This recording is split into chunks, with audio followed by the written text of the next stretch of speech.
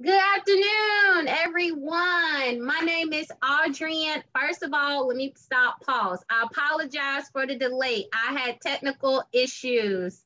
Zoom can sometimes be the devil. Good afternoon. My name is Audriana Marzette, and I will be the moderator for today's listening session. I'm a public health program coordinator with the National Indian Health Board. Thank you for joining us, and thank you for your interest and sharing your insights and wanted to be here to discuss the Centers for Disease Control and Prevention's COVID-19 mask guidance around community use of masks. We are joined today by Dr. John Brooks and Dr. Michael Bell, both from the Centers for Disease Control and Prevention. John and Michael will both be with us today.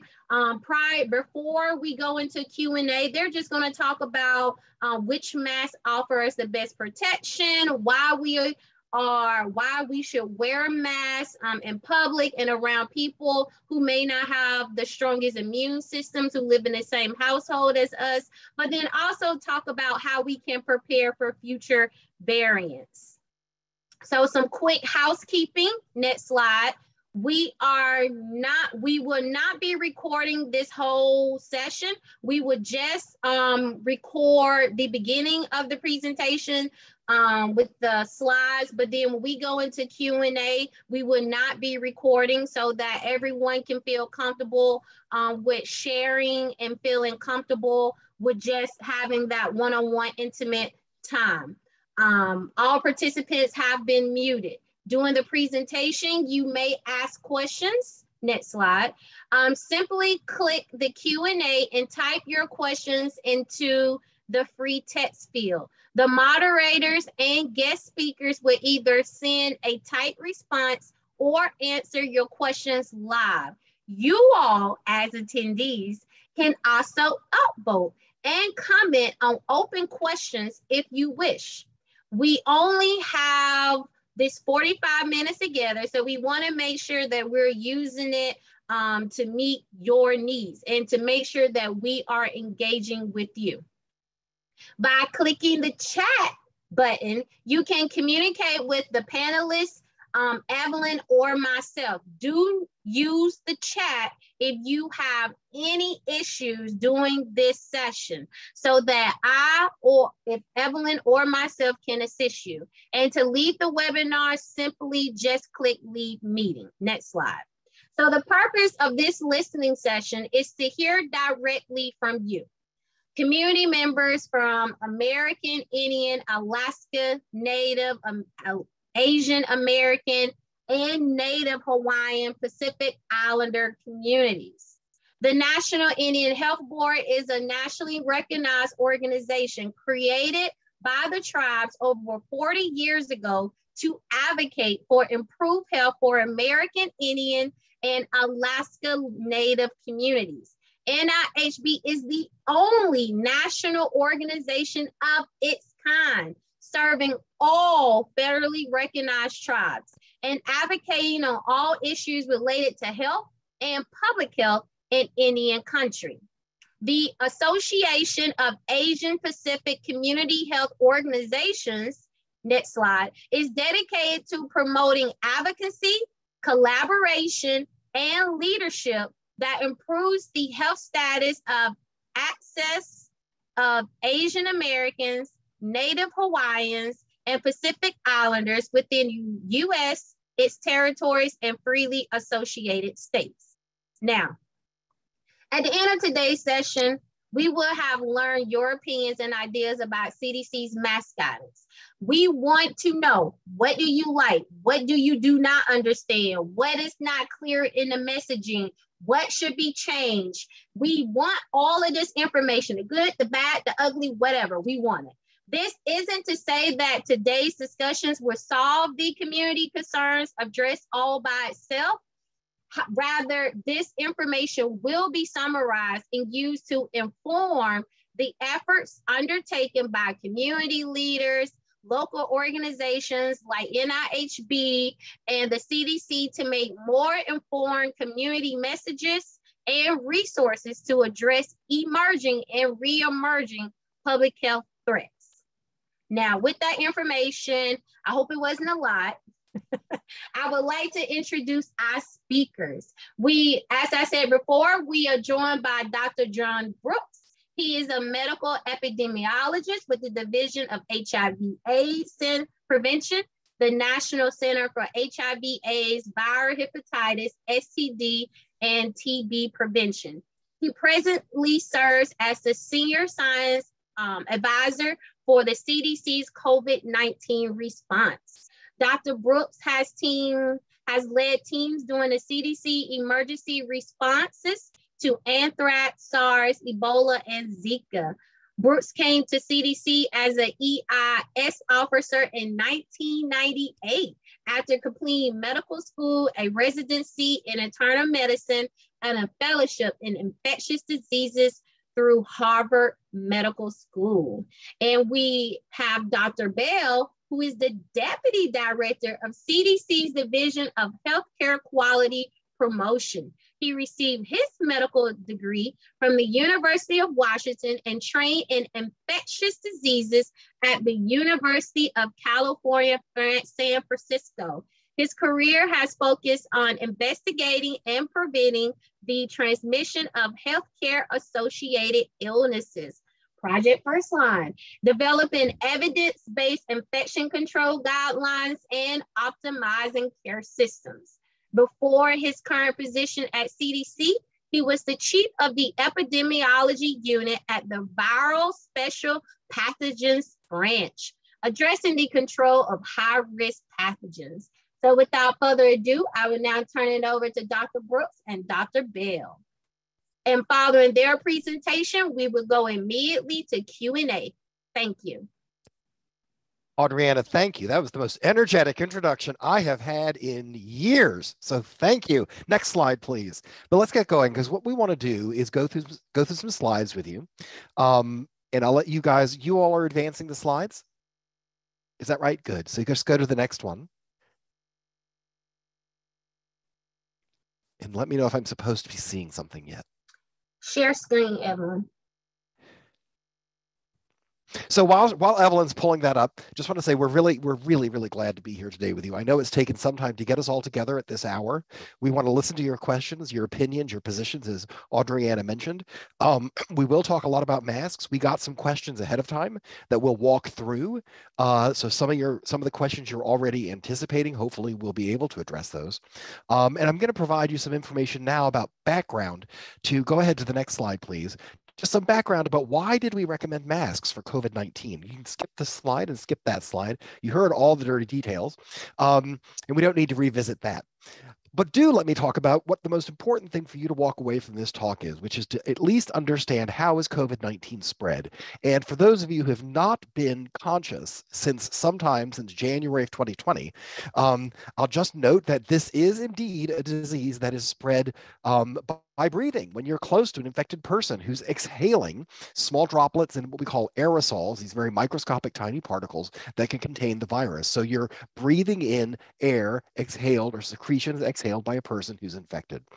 You can also have those little droplets and aerosols actually land on susceptible tissues on your face. So like on your eyes or in your nose or your mouth. And this can also occur through what we call a splash or a spray, which is maybe technical jargon for a cough or a sneeze outside the healthcare setting. And then, of course, there's the possibility that you could touch something, have virus on your hand, and then inadvertently touch your mouth, your nose, your eye, as I just did, and transfer it that way. But I think evolving evidence, although we don't know which of these is the lead winner in terms of where most infections are attributable to, the ones we want to pay attention to today are the top one, the issue around breathing. We know that's a major mode, and it's one where there's a lot of opportunity for control at a population level. Next slide, please. So these are some of the prevention strategies that we've put together. And the point I just want to make here is you can see that wearing a mask over your nose and mouth is the main prevention strategy many of you have heard about. But the best prevention strategies are those that are layered together so that you're using multiple different ways to try and prevent infection, because no single strategy is in itself 100% infectious. Sorry, 100% effective, excuse me. I mean, even vaccination, which is remarkably potent, is in itself not 100%. And as Adriana mentioned, we have a lot of concern for people who, for instance, may not respond well to vaccination due to immunocompromise, or persons with disabilities who have difficulty doing some of the things we recommend here. Next slide, please. So let's talk a little bit more about masking. It's not a new idea. It was present during the 1918 influenza pandemic, and I highlight in yellow and then wrote off to the right some of the things that were recommended over 100 years ago to control the flu pandemic, just to illustrate how things have not changed. I think these will ring familiar to you, that what we're saying to prevent COVID was to maintain distance, ensure ventilation inside is sufficient, isolate a sick person, avoid crowded settings, and of course, illustrated by the nurse model here, wearing a mask. It goes all the way back to there and maybe even before. Next slide, please. So one of the reasons we really want people to wear masks is your symptoms, or whether you feel sick or not, is not a reliable indicator of whether you might be infectious to other people or whether you have the infection. It's important to know that among infected people, over 30% never develop any symptoms. They can be infectious, they can infect other people, and never have any symptoms to let them know that they are sick. Among people who do develop symptomatic illness, though, we also know that the risk of transmitting to someone else peaks just as their symptoms are coming on in the day before or two before they get sick, and then shortly thereafter. So even for people who develop symptoms, there's a period of time before they've got those symptoms that they can be infecting other people. We estimate, therefore, that about 50% of infections, this may have changed with vaccination now, but because these slides were prepared prior to the more widespread use of vaccination, but at that time, and probably not so far off now, about 50% of infections are transmitted by people who don't have symptoms. And so half of all new infections are coming from people who are unaware they're infectious to others because they don't have symptoms. Next slide, please. So why did we talk all about cloth masks? I just want to level set for people and remind them that when we were aware of how important this was back in the middle part and early part of 2020, the availability of these high-level N95 masks that we talk about now just weren't there. There was low supply. We need to reserve those for the healthcare sector, because if the hospital can't manage patients, then all of us are in trouble. But we did know this principle of source control, which is what I want to talk to you about. And you could achieve that using cloth masks like they did back in 1918. We emphasized universal masking of everyone to reduce the spread, because this would slow the dispersal of airflow coming out of coughs and exhalations from a person who is infected. And remember, a lot of people can be infected and don't know it. So the idea was, as shown in the illustration below in the first row, that the source, the infected person, by wearing a mask, is blocking the infectious material coming out of their respiratory tract and getting into the environment and possibly exposing another person. That's called source control. Now, I'll add that even though these were not the top level mask that you could get if you had to work in a hospital intensive care unit, even so, they provide some protection. It's not perfect, but you also had some protection as the wearer. By wearing that mask, we know it reduced what you inhaled. Next slide, please.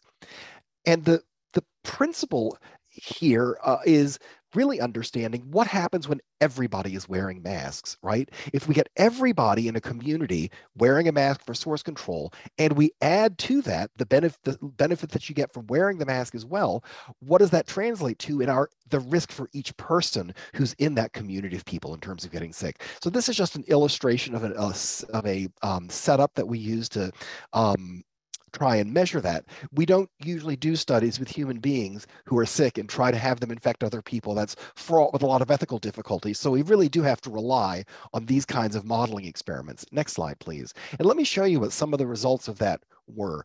Shown here in this figure are, on the left column, a person who is a source, who's exhaling virus. In this experimental model I showed you, we used a substitute for what would be the particles that we measured, but we considered it equivalent to what a person is likely exhaling if they have COVID. On the right, we could then detect what was picked up by the receiver.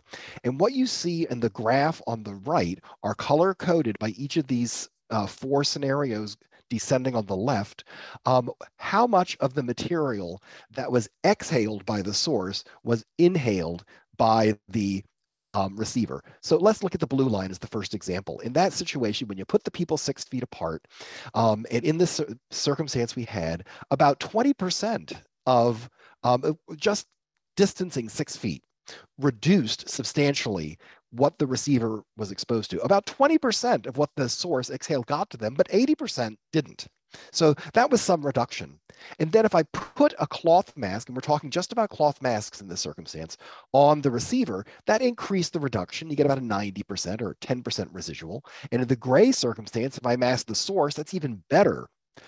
But what if I did both? That's where you're really getting the bang for your buck, is you're getting 95% or below reduction in the risk of that receiver picking up material from the source. Next slide, please.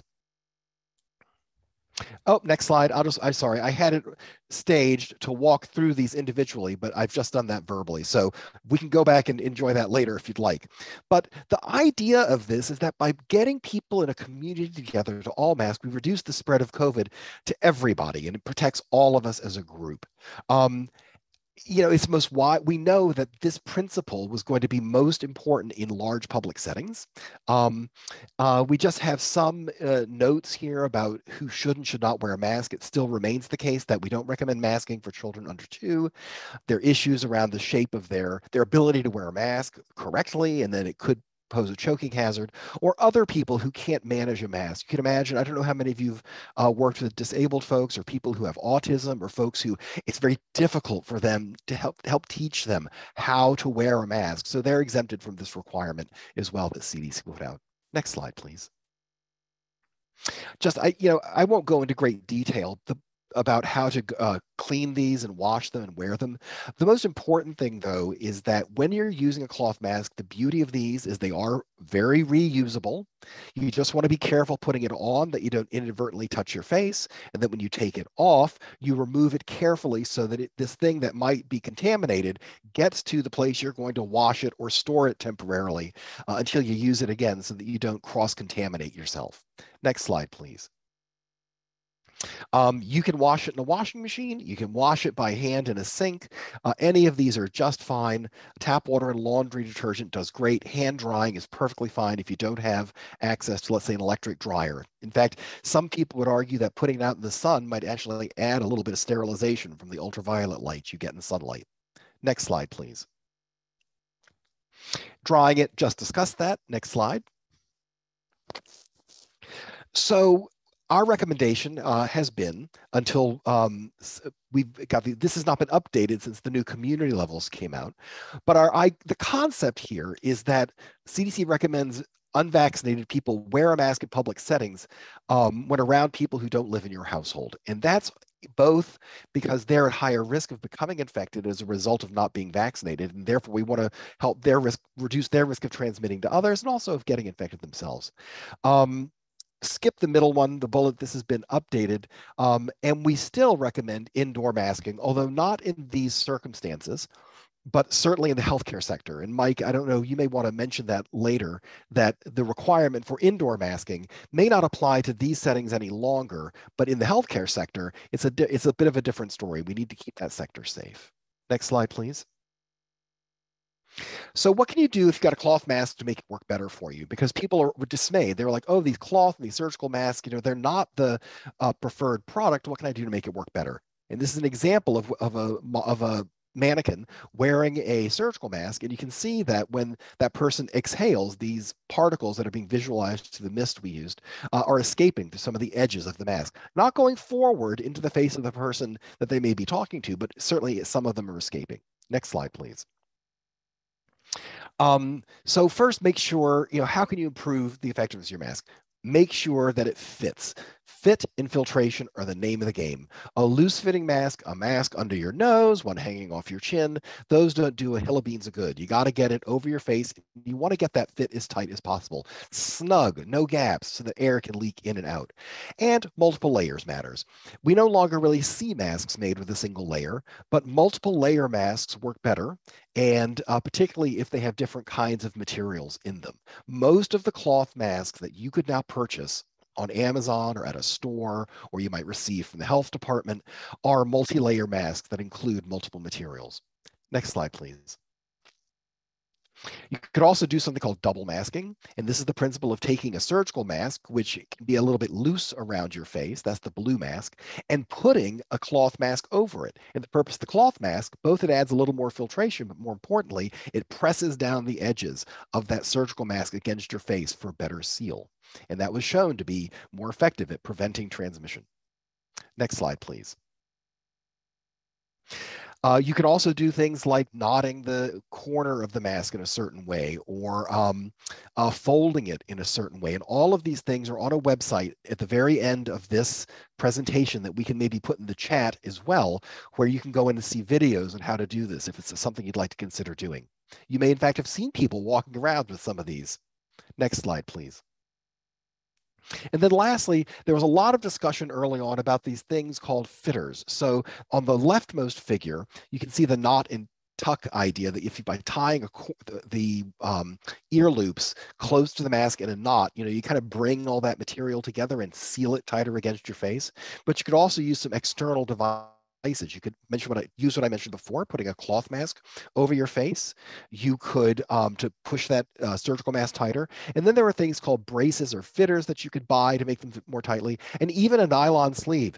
I'll tell you, queen size hose are the recommended size, and you take the upper thigh part and you can use it like a neck gaiter to make that mask fit tighter against your face. All of these have been researched and shown to be effective at improving the performance of these cloth masks.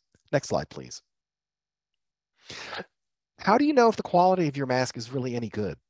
Well, there weren't, although there's standards for the masks you see doctors and nurses and healthcare professionals using in hospitals, there weren't standards until recently for cloth masks of this kind that you might buy through Amazon or at a store. Well, that's changed. There are now official recommendations on what the standards that these masks must meet, and companies voluntarily can try to meet those standards, and if they do, then put a label or a mark on their mask to illustrate that this mask has met a certain standard, and so you know that it's good quality. Next slide, please. This sort of repeats what I said in that previous illustration about two masks, but this is repeating the same idea, but using masks now that are treated in sort of different ways. So what we're doing is looking at three scenarios, whether the mask is on the source in the leftmost column of 4 results, in the middle on the recipient, or if both are wearing them. Next slide, please. And if I recall how this advances properly, the better the better fitting the mask is. So a surgical mask in orange is okay, but knotting that surgical mask even reduced the relative concentration of exposure lower, and then putting a cloth over a medical mask, you even got more bang for your buck, right? In both what this receiver was exposed to when the source was wearing a mask, or what the receiver received when he or she was wearing a mask. But look at the rightmost column. Next slide, please. In all these cases, when everybody's wearing them is when you get the most bang for your buck. And I guess that's the bottom line message here is, again, many people doing it gives you the best bang for your buck. Next slide, please. And we are getting to the Q&A, which is coming up hopefully very shortly. I appreciate it, Brandon. You're absolutely right. This is just to illustrate that we know masking works epidemiologically. There are multiple studies now that have shown masking reduces transmission, from outbreak investigations, from epidemiologic studies, from huge community studies. Next slide, please. So just want to talk a little bit about safety. People often raise concerns. Are these masks safe to wear, right?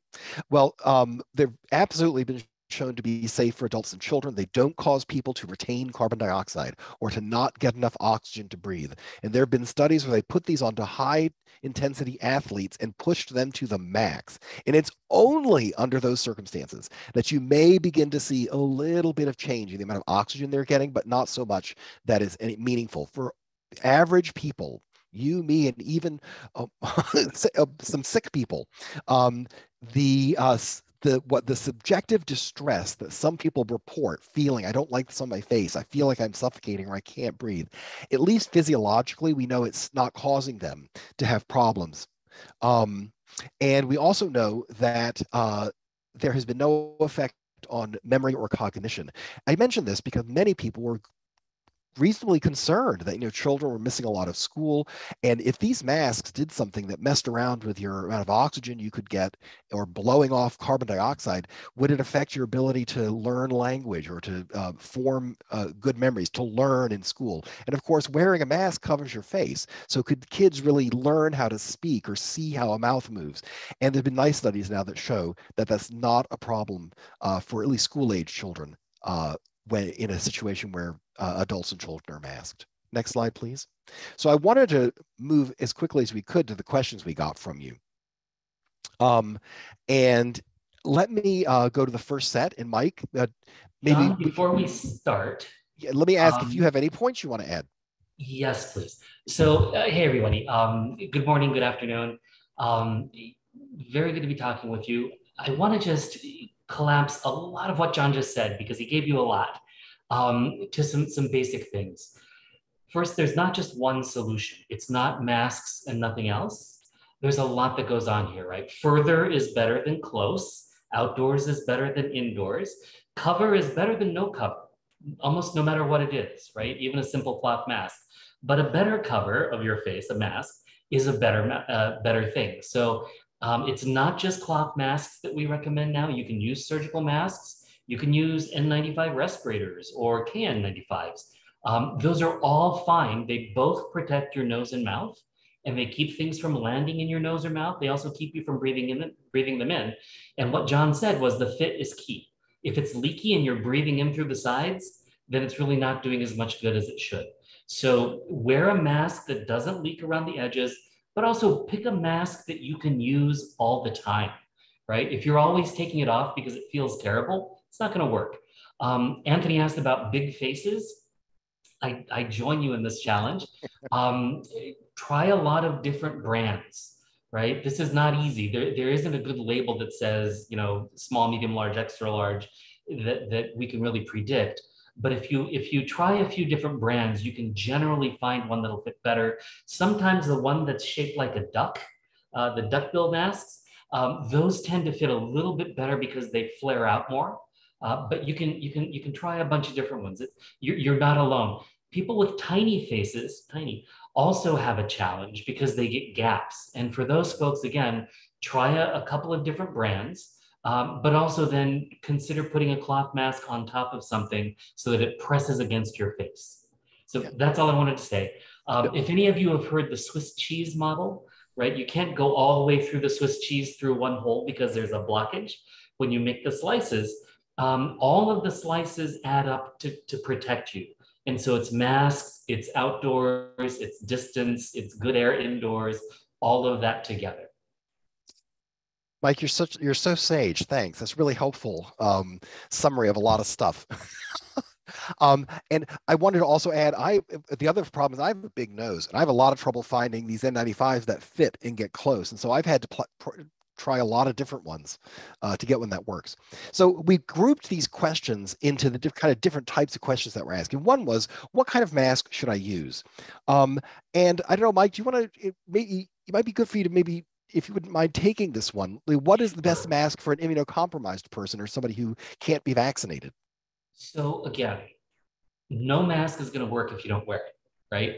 So people can be pulled into buying extremely robust respirators, but realize those fit super tight. They're hard to wear for a long time. Some people get headaches.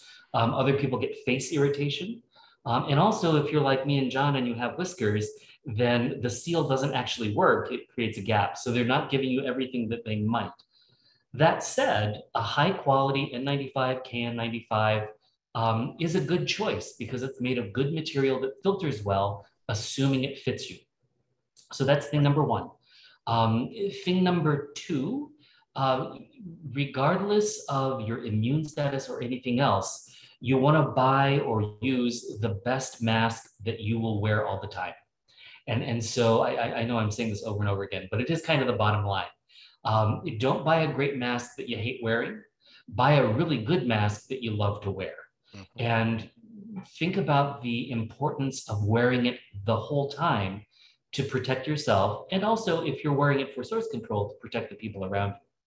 Yep. That's right. So the difference between these different kinds of masks that are listed here are all in the category of what Mike was referring to as respirators. Those, sort of the fancy ones that you can buy with either two straps or ear loops. And all this basically means is that they are filtering out the number represented.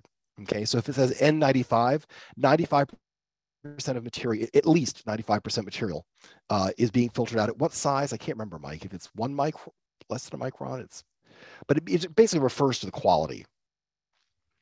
So there's really no salient difference. The letters come from the place in which they were manufactured. I believe K is it China or Korea? KN. The KN95s come from Korea. Korea. The KF94, I believe, comes from China.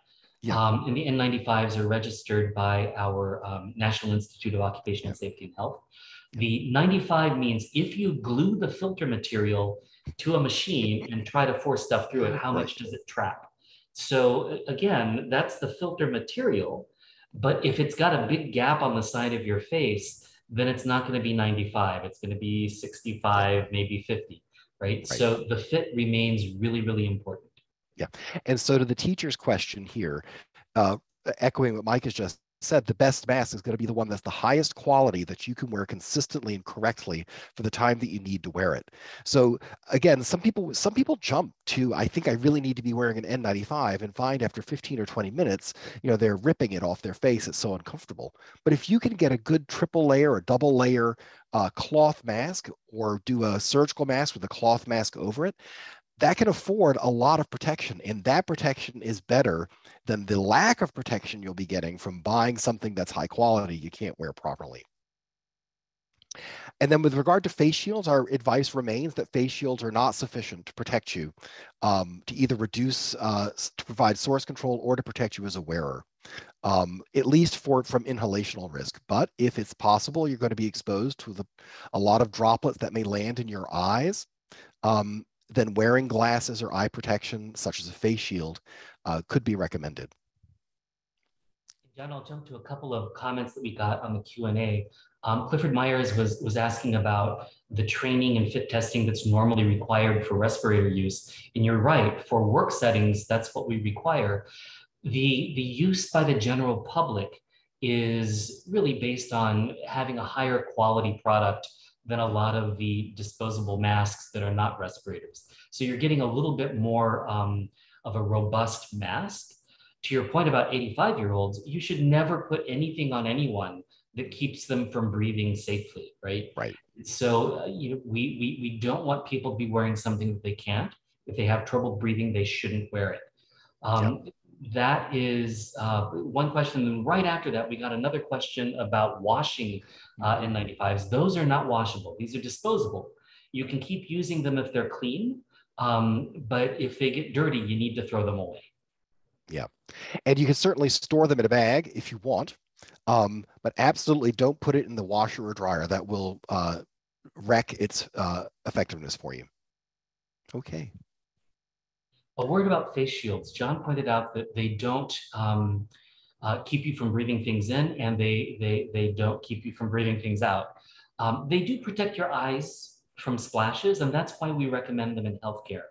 In healthcare, where somebody is taking care of patients and you're face-to-face really close, protecting your eyes from someone who might accidentally cough on you, especially if you have to take their mask off to look in their throat, that's when face shields become really, really useful. In the general community, there's generally not a good reason to be wearing a face shield. Yeah, we don't have good evidence that getting infected through your eyes for the general person is a meaningful route of infection, but it could be in these special circumstances that Mike mentions. Let's go to the next slide. Is it true that glass fogging is an indication that the mask is leaking and not providing adequate protection? You bet.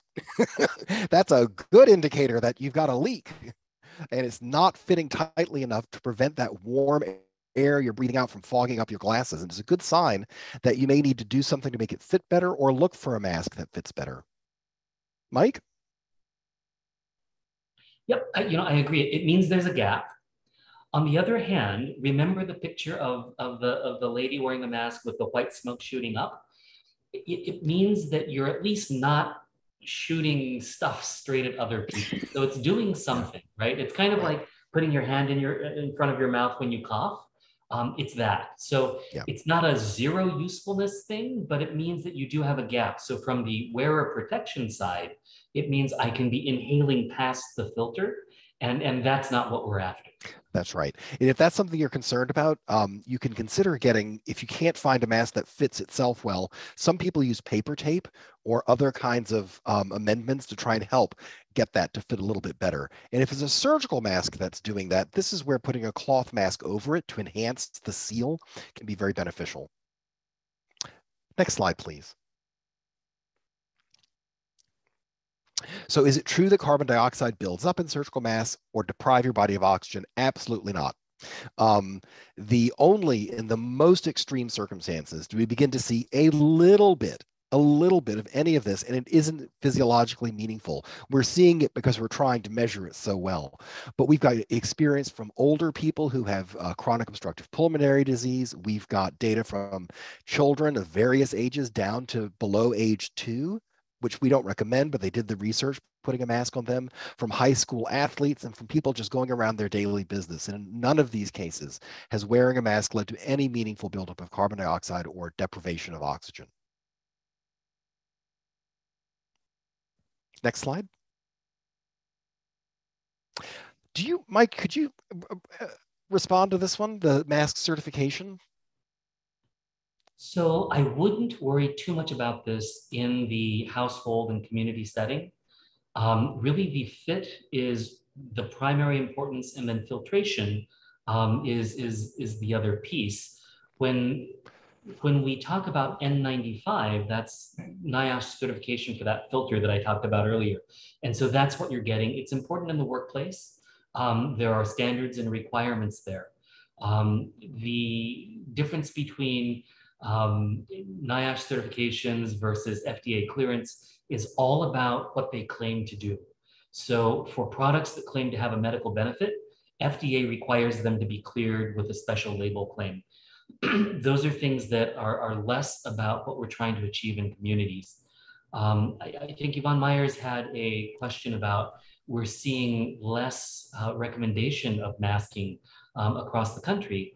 And that is, I think, a reality that is reflecting how communities are wanting to go back to something a little bit more normal. I think my message would be that it's not just about regulations. It's also about what you can do to protect yourself and your family. I think of my masks, which I still use, as a tool. Just like I would carry earmuffs if it were cold, or if you're in a tropical location, I would carry a raincoat or an umbrella during rainy season.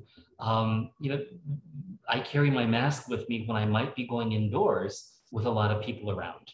I don't want to take a chance. I'm vaccinated, but I still like that extra layer of protection, like the Swiss cheese I talked about. So, think about it as that extra tool that you can use to increase protection and also reduce the risk of exposing somebody else, and keep it handy. It's just a tool. There's nothing magical about it. And I think we're probably at a phase where we need to think about how we use that tool into the future. Right? We don't want to only use it when we're told by the state government that we have to. We want to pull it out and use it whenever we think it's a good idea. That's one of the reasons we want to speak to you all today, is because the pivot that's taking place is that we're as public health professionals, for ourselves and for others, we're trying to arm people with the information they need to make the informed decision for themselves how to use this tool the best way possible. And I know that some people have a lot of concerns about, well, what about people who are immunocompromised and unvaccinated? This is a place where we as responsible citizens can help by wearing masks in public settings if we're worried about that possibility, asking about a person's, asking about, are people vaccinated or immunocompromised if they're coming to a social event in our home? I mean, there are a lot of things we can do to help protect those around us who don't have the benefit of the other protections that could be made available. What about fit training? I don't believe, Mike, there's a place for somebody to, or maybe there is. Could I go to Home Depot and get fit tested rather, not trained, fit testing?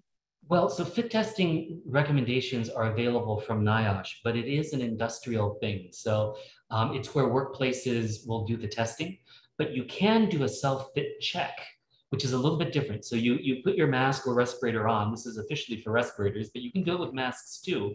Put it on nice and tight, and then try breathing in and out forcefully. And if your mask sucks in when you breathe in, it means you're not sucking in air around the side, right? And if it pooches out, but doesn't leak around the edges when you exhale, you're probably getting a reasonable fit. So that's called a self-fit check. But you can look also at the Niosh website for fit testing requirements, and there's training tools on there as well. Right. And I'll put into the chat, there's a nice video that somebody put together on how to do a fit test like Mike just described. It looks pretty technical. The woman's washing her hands, wearing gloves, and obviously is in a doctor's office, but you could do that at home yourself. That's right. I'll put that in now. Next slide, please. Okay, counterfeit masking, and that's a really important one. So a couple of issues here. How can I tell if it's real or counterfeit? What's the difference between a quality mask versus a fake? So kind of the same question. And is Amazon a reputable place to buy them? Well, I'll just answer the Amazon one first, which is as always, buyer beware in the world. We've, I don't know how many of you all use Amazon, but you got to look carefully at what you're trying to purchase. You can look for some evidence that a mask may be counterfeit using tools that Mike alluded to earlier, provided on the Niosh website. They have some nice guidance on clues that the box or the packaging or something just doesn't look right. And if you have any doubts, I'd sway away from those and move towards those that are from obviously reputable organizations that provide good masking. Anything you wanted to add about real or counterfeit, Mike?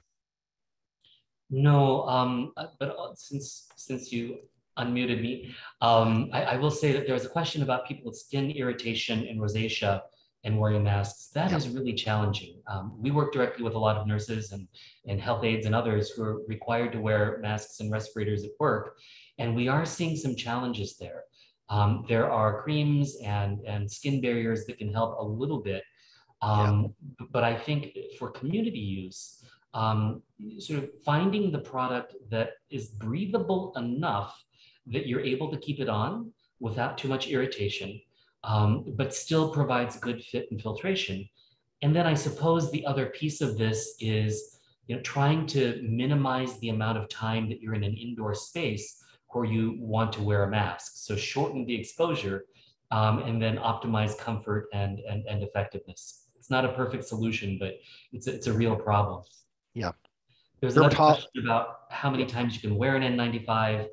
Just very quickly, there's no magic number, right? If you sneeze on the inside of it, you probably want to take it off and get a new one. So it's about whether it stays clean or not.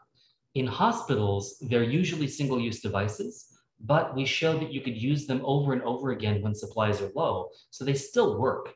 In regular community use, I would use the same respirator for several days, keeping it clean in between uses, and then throw it away when it looks dirty. Yep, exactly. And dirty also includes if you get a splash, like you splash Coke on it or it gets dirt on it, you got to get rid of it and get a new one. And it doesn't matter if they're individually wrapped, so long as they come in a package where you know that what is in the package is certified. Some of them do come individually wrapped, but some come in little stacks. Next slide, please. Let me just see if there's anything we haven't answered here about washing, reusing, and what to do if they get dirty. A reusable mask is any mask that you can reuse, whether it's cloth or an N95. It's really the nature of the mask that determines when you need to replace it or if it can be washed. Again, you can't wash these respirators, the N95s, et cetera, but the cloth masks you absolutely can wash. Surgical masks, those are the blue rectangular ones that look like louvered blinds. I would not wash those either. Those are intended for single use in the hospital to be disposed of, but can be reused as long as they remain clean. And there are definitely, you can buy boxes of 10 or 15, and sometimes they come individually wrapped, sometimes they don't. But if they're sold by a reputable non-counterfeit manufacturer, you can rest assured that they've met the quality standard necessary to put it up for sale. Next slide. Do we expect another variant like Omicron in the future? Well, I sure do. It's just the nature of infectious diseases that it's going to continue to evolve. Whether it will be a more virulent, a more deadly, a virus that makes us sicker, I don't know. I hope not. Many people would suggest that's an unlikely event. But will the virus continue to figure out how to evade our immune system and to infect us more efficiently? That's part of natural selection. And that's sort of what happens in the world of evolution. What you can do to counter that is to reduce your risk of becoming a person who gets infected or of infecting other people, where those kinds of events can occur. When a person's infected with the virus is when the virus has the chance to mutate and become resistant or become able to overcome our immune system or vaccines. So by reducing infections overall, we really limit the opportunity for future variants to evolve. Next slide. These are the websites I mentioned before. I know we're towards the end of time, but Mike, I could certainly hang on for individual questions if others are coming up in the chat that we want to address. I'll just chime in quickly and say, first of all, thank you for letting us have some of your time today. It's great to hear your questions directly. It's helpful to us, and we hope it's helpful for you to hear from us. We really enjoy the engagement and would like to do it again, actually. So if there are other questions down the road, we are not going away. We're happy to do this again. And if you have different types of questions, even if they're not answered by me or John, we can find other people for you. So please let us know. I really appreciate AAPCHO and the National Indian Health Board for hosting this and coordinating. Your voices and your access to the people on the front lines makes all the difference here, and we appreciate that very much. Yeah. I just really want to echo everything that Mike just said. I want to highlight the what Allison just put in the chat, which is how do you address questions about mask wearing being useless? And I think, I think the science is very clear. They can definitely reduce the risk that people with infection can spread it to others. And increasingly, the quality of masks is to a point where we can say with good authority, they offer you as an individual a lot of wearer protection by wearing one. I mean, I hearken back to the days I would hear wearing a seatbelt is useless. Smoking can't harm you. I mean, the scientific evidence is extremely solid that masking is an effective means to protect yourself and to protect others. As we've reiterated, it's one of many things you need to do. And if you want to get the maximum benefit, do all of these things. Get vaccinated. Watch your circumstances. Consider minimizing your contact with others in crowds, especially when COVID is circulating in your neighborhood or in your social circle or in your community or in your school. And if you have concerns, wear a mask. I really want to empower people not to feel embarrassed wearing a mask. I personally have taken a few airplane flights recently, and at least from the places I was departing and traveling to, mask wearing was not particularly prevalent. But I was sort of proud to be able to, say, hey, I'm okay. I'm okay doing this. People can't make me not wear it. And I don't know how many of you watched the Tony Awards this weekend, but I was impressed by the number of folks in the audience wearing masks. So if that audience can't be swayed by public opinion or peer pressure, I don't know who can. So there was one question about masking during travel. I can tell you that I am religious about masking during travel, but it is no longer mandated. And so, with that in mind, it is a community issue. I think that we can wear masks to protect ourselves. And in that instance, again, I've said it how many times this talk, you want to pick one that you can keep on the entire time. And it is also, important to have one that fits as well as possible. I just saw someone comment that I wore my mask and I still got COVID. Yes, that can happen. The challenge is we never know quite where we got it, right? Was it during the flight when you had your mask on the entire time? Was it that brief moment in the bathroom when you took it off because you wanted to, blow your nose? Hard to know. I think that again, Swiss cheese model, where you've made sure you can do everything you can, make sure that you're up to date on vaccine, wear your mask when you're able, keep your distance where you can. And then beyond that, there's the reality that the environment has some threats. We see this during cough and cold season every year, whether you're getting it from your toddler or at work as a school teacher, or whatever else. We are stuck dealing with infectious diseases. It's not going to be zero. The question is, can we do things to make the likelihood lower? And that's where masking can play an important role. And make sure that if in the event you do get sick, that you're not going to, that your risk for hospitalization and death, severe illness, is substantially reduced. I mean, this is the message behind vaccination, but masking helps add to that by reducing the risk of exposure. Audriana, we have a lot of, maybe people want to ask some questions verbally to us as well. Is that a possibility? I don't know if it's possible to open the mic briefly.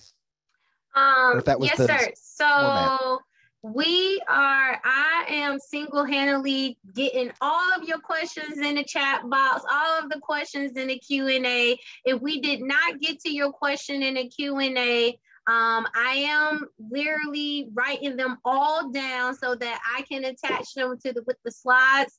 At this time, though, what I would like to do is to just take a step back and allow the community to share their thoughts and feelings on the masking. Some of the comments were in the chat box. I just want to make sure that our attendees feel like their voices are being heard. I know we have done a lot of the talking, so I just want to make sure that is out. But one question that I do want to make sure that you touch on, Dr. Brooks or Dr. Bell, is exactly, we received this question from a community perspective and from like a state mandate. 3 different people asked in the chat box, does the CDC no longer recommend wearing masks in the community setting? And so traditionally, I know with NIHB, we were encouraging communities to use the CDC community level map, where you can put in your zip code and it can tell you like your infection rate. But can you just go into a little bit more discussion about exactly where does the CDC stand on renewing that state mask mandates, and why is it that some healthcare facilities mandate masks and then some healthcare facilities do not? Mike, can you take the healthcare facility one first? Because that's one that's confusing to a lot of people. So we continue to recommend strongly that everyone wear masks in healthcare settings. There is the little tiny gap where if your surrounding rates are low, you can take your mask off in a break room when you're not near patients, right? If you're working there. But for visitors, patients, and staff that are interacting in patient areas, we continue to recommend wearing source control masks or an N95 respirator if you're a worker doing stuff. So that hasn't changed. To the question that somebody had about, what about these healthcare facilities where people aren't wearing masks? I actually changed my clinic that I go to for my blood pressure because the place that I used to go wasn't requiring masks. And so we can vote with our feet in a way. If you have the luxury of having more than one option, if you're in a community where there's only one place, then I would call them and say that I feel safer when everyone's wearing a mask, and CDC continues to recommend it for healthcare. Right. And I think the same principle kind of applies to the community levels mask in question, which is that we know that in some communities, when the rates of infection are sufficiently low and the burden on the healthcare system is sufficiently low, that the risk of transmission is also lower. And there are certainly circumstances where you don't need to be wearing a mask as often. The point of these community levels is not to say you don't have to wear a mask. It's to say that the risk is lower, but it's still up to you to choose whether you want to wear a mask or not. And that's part of what we've been hoping to try and empower you with, is to think a little bit about, maybe I want to wear a mask in that kind of place. I shouldn't feel ashamed to do that. If that's what's needed, I'm going to do it. Now, if these community levels are staggered in a way so that if they do begin to go up, if the numbers begin to go up, the recommendation to mask increases, because we know that masking is effective at preventing transmission of illness. Ultimately, though, now it's up to the individual jurisdictions to decide whether they want to impose a firm recommendation in the form of a mandate or any kind of action to wear masks. And you're seeing in some places that communities where cases are going up, measured by these community levels and the pressure we're seeing on the healthcare system, that they're recommending community masking again as one of multiple measures to try and limit spread and control it and bring it back down. I think voting with your feet is a really important way I look at this, which is, do I feel comfortable going shopping at a place where nobody is wearing a mask? Or even worse, I see people flagrantly doing things that are unsafe. If I have the choice to go somewhere else, I would choose to do so. If you don't have that choice to go somewhere else, you can wear a mask, and you can ask people to step back, and you can, move through a space in a way that makes it as safe as possible for you. So there are some things that are under your control as well. Masks can be are available through lots of different venues. I see some of the stuff popping up in the chat right now about where you can order them, or groups that make them available. And there was a large effort earlier this year to get a bunch out into communities. So hopefully if you don't have access to a mask in America today, I'm almost tempted to give you my email because they're so widely available, you should be able to find one. But if that's a problem for you, that's something we want to hear about. All right, so we are 5 to the hour, so we're going to be quiet. If you would like to just talk to them and ask personal questions, please, this is your time. Let your voice be heard. And if not, if you still want to do the questions in the chat box, we can do 5 more minutes of just them answering the questions, and then we will let you all go.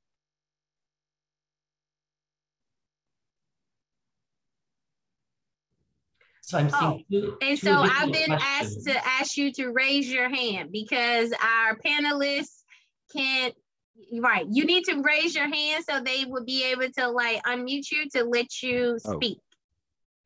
While we're waiting, there are 2 more questions. Will there be another booster? And the answer is probably. There are several companies that are working on an updated booster. We already recommend the 4th shot for people over 50. I'm getting mine next week. And then thereafter, we will probably have new formulations to try and address some of the new strains. So I'm expecting probably multiple different vaccines coming along for boosters down the road. And then the other question was very interesting. Would wearing a mask reduce how much virus you initially get and therefore make it likely that you will have a milder infection? Short answer, I don't know for sure. But slightly longer answer, it makes sense. We do know that if your immune system is hit with a lot of infectious material at the same time, there's more work to be done. And if it has time to catch up and stop the infection from taking off, you might actually get away with a milder infection. So strong maybe. And no reason not to.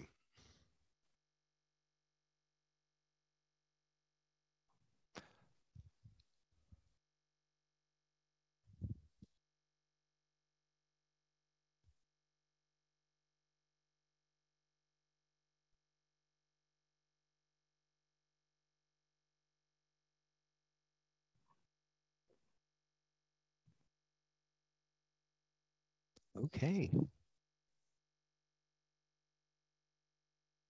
I'm not seeing a lot of hands going up, at least by the way I can do that, or other questions coming into the Q&A.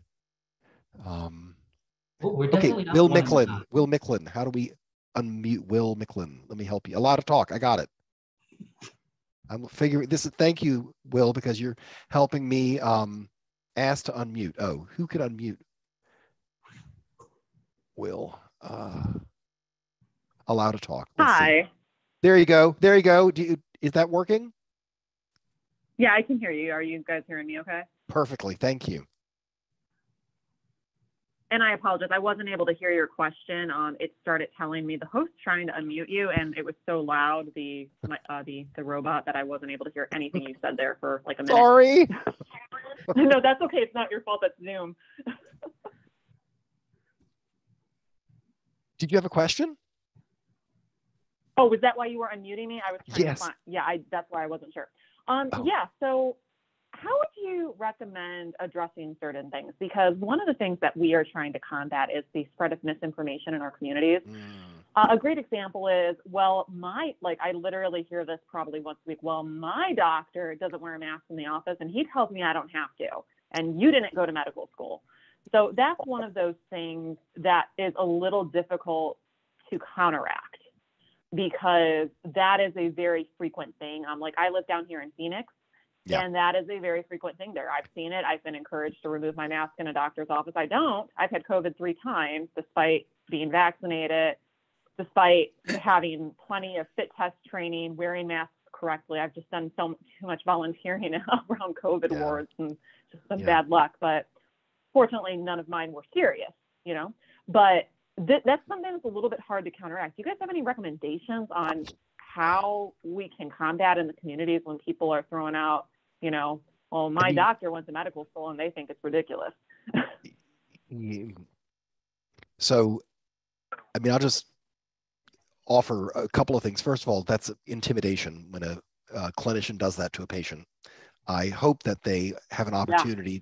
I hope they have a way of choosing or seeking alternative care. I know that in some communities you don't have a choice and you have to put up with what you can get.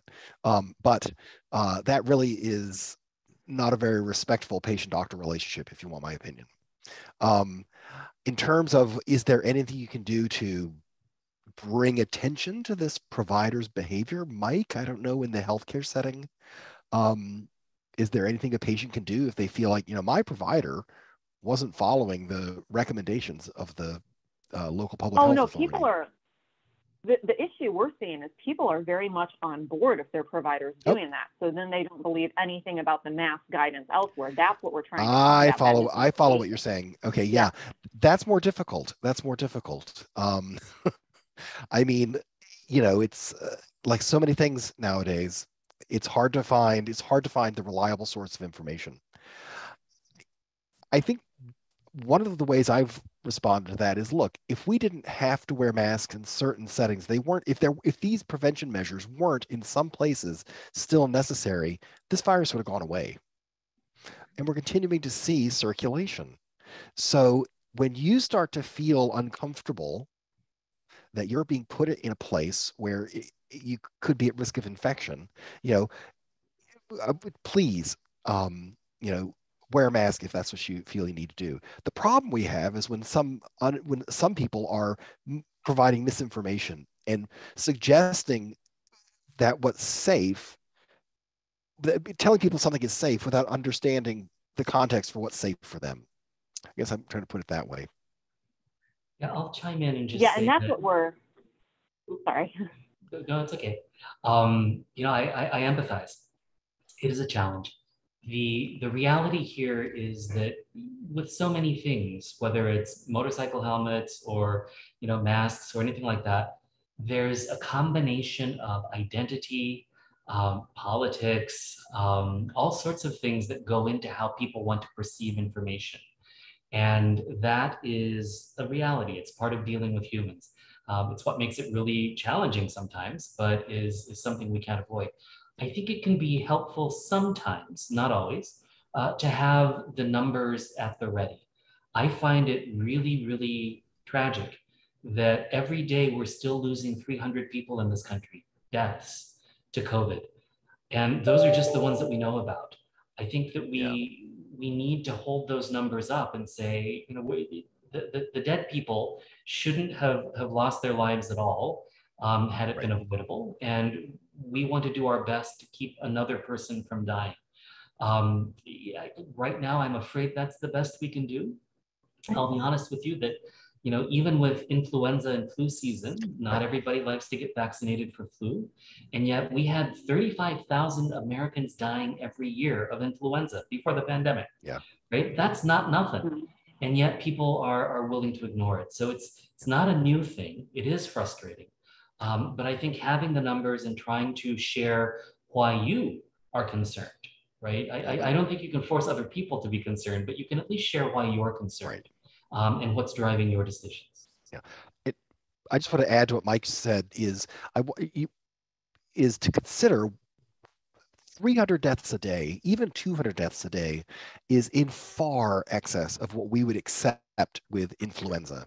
You know, an average influenza year, about 40,000 Americans succumb. That is about 100 people a day at its max. And we're willing to accept that's already questionably acceptable because we know we've had a couple of years with almost no influenza. And probably many people hypothesize due to the things we're doing now to reduce the spread of COVID. Is it really acceptable to let that happen? And sure, I can't say that death is going to be in your clinic or your community, but as a nation, I think it's something we need to really think through. Will Micklin has been very patient with a hand raised. Yes, I know, and I'm trying to unmute Will, or do you want to, can you? Go ahead. I think I'm unmuted. Yes. So, you know, I have concerns. The CDC positions have consequences. People are attentive to them, and if not, then those that influence or influencers to our populations are attentive. And masks, of course, I think you would agree, are the principal non-pharmaceutical intervention that provides the barrier in space to the probability of infection. And I think probability is important. There's a probability, let's say possibility, when we say low probability of being infected from a low dose or low concentration of the virus, whatever space we are in, even if it's outdoors. Mm-hmm.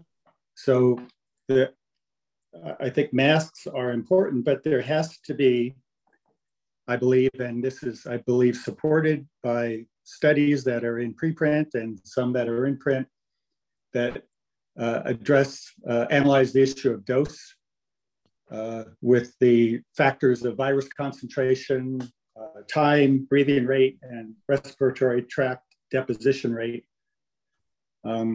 as the breakdown of factors that influence the probability of infection. So it's likely unusual for someone to be infected by a standing in close proximity. That's a high probability, but lower in terms of occurrence. But that exhalation of the virus circulates in a space, whether it's a room, classroom, work, office, what have you. And so the assessment of the risk of dose is, I think, essential. And clearly masks in whatever form, whether they are the typical cloth mask, the typical surgical mask, or the non-fit tested N95, or the fit tested N95, progressively provide greater protection, which is generally determined by an assessment of leakage. With fit tested N95 around 10% on a percent of outward leakage, but it's a two-way assessment.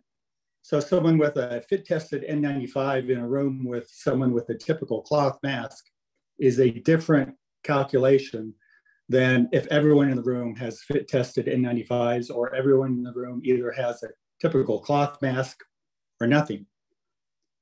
So the CDC recommends masks indoors only in the clinical setting, I think is not fulfilling the public health duty.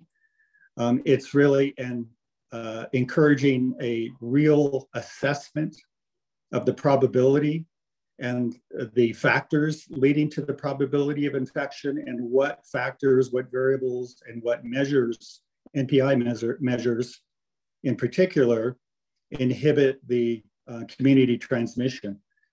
And folks read the lack of mandates and the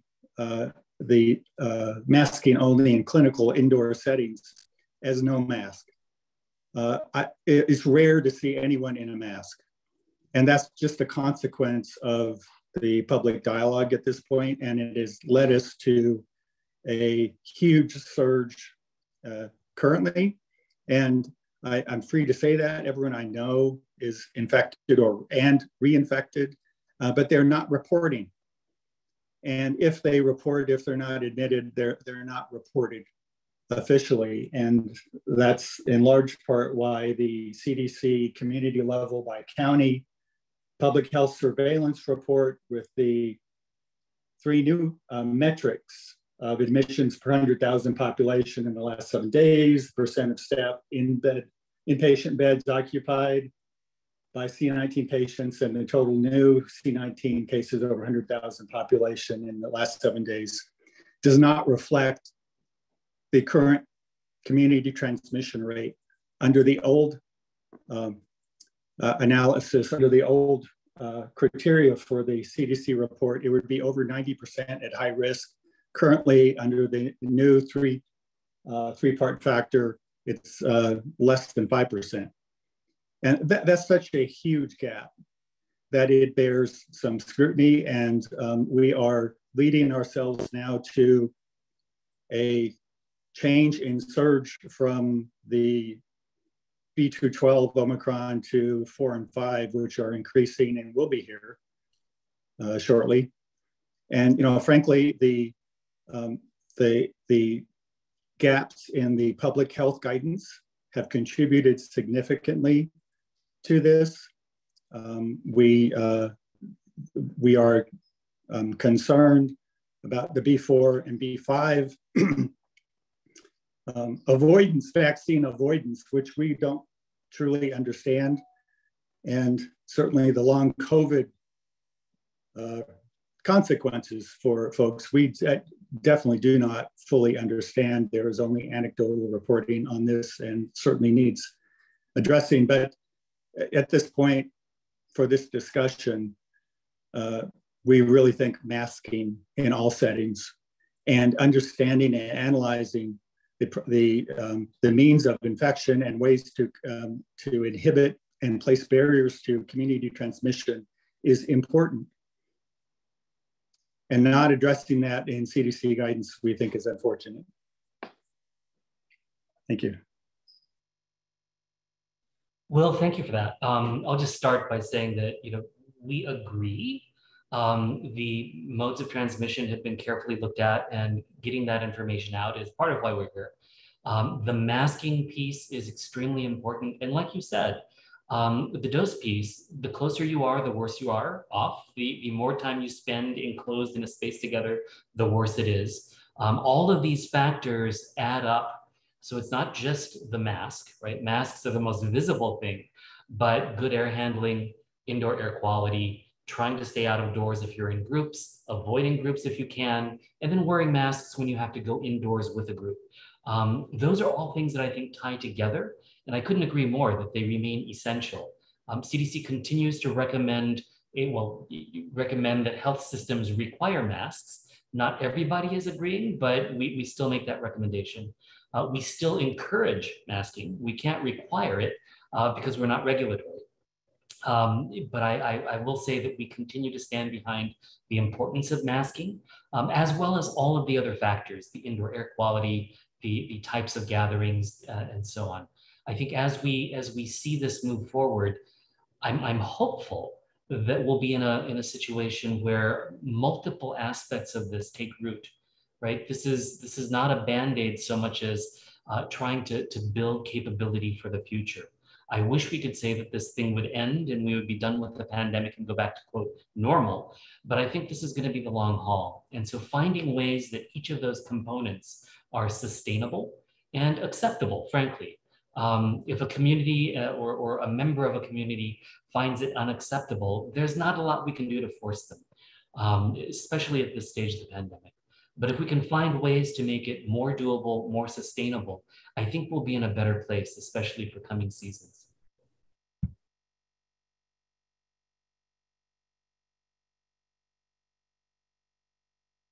I have nothing more salient to add to Mike's excellent comments, other than this action depends on each of us individually. We can at least be an example of the right thing to do, even if we don't have full control over all of the levers that we'd like to see pulled.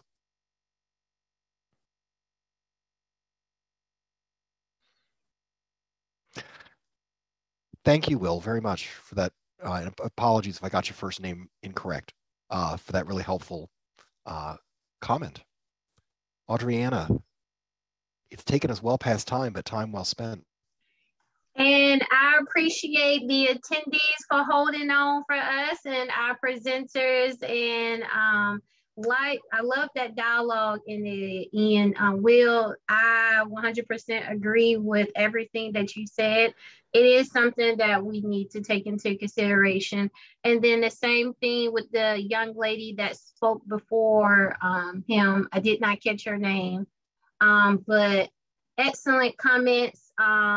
We are 24 minutes past, and so I do want to be conscious of the people that's on Eastern time.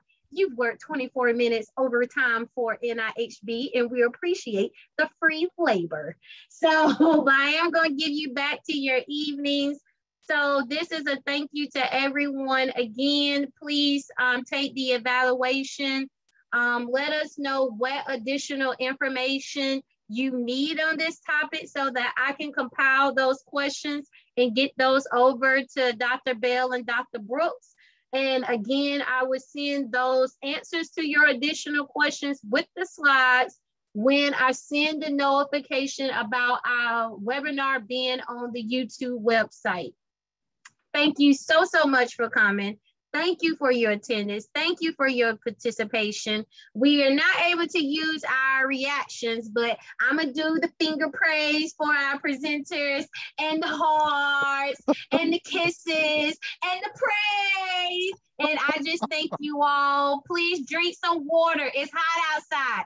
Drink some water, but also get outside. The sun is good for your skin. It's good for your health. But drink some water, mask up, smile, be happy. Please stay safe.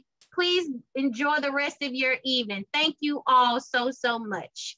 Bye-bye. Thanks, everyone. Stay safe. Bye, guys. Take care.